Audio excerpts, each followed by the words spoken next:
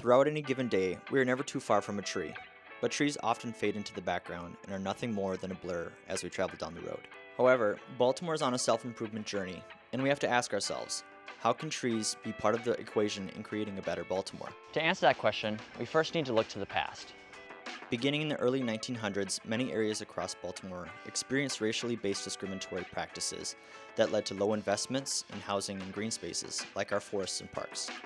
These discriminatory practices have had long-term impacts in the city, including low forest canopy cover in impacted areas. Scientists have long documented how cities can heat up because of limited tree coverage, especially during summer months.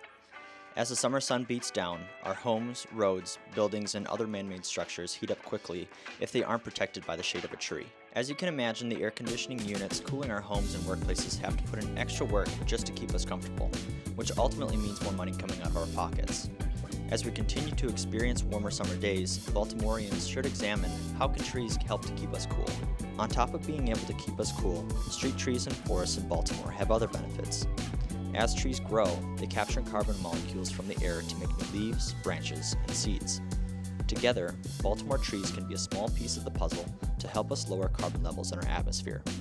Trees don't just take in carbon either, they also help to filter pollutants in the air that worsen respiratory issues like asthma. Having access to forested areas in urban settings also encourages residents to go out for hikes on forested trails, have picnics under the shade of a sprawling tree, or explore insects that flutter from branch to branch. This connection between humans and nature has been shown to improve mental health, reduce stress, lower blood pressure, and improve overall psychological well-being. Trees aren't just valuable for humans either. They are homes for your neighborhood squirrel, places where migratory birds can rest on their journey to breeding grounds, resources where bees can find and feed on nectar, and places where newborn fawns can find shade. If you look underground, tree roots also hold soil in place to protect essential nutrients from being washed away into the Chesapeake Bay. Tree roots also act like a sponge to soak up rainwater, which ultimately decreases the amount of water running into our streams and overwhelming our city's stormwater management systems.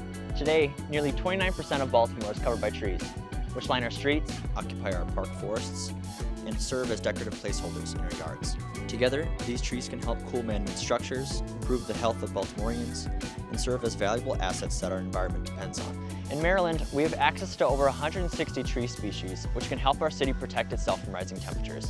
But we have a long way to go. We need to have 40% of Baltimore covered by trees by year 2037. So let's get to it.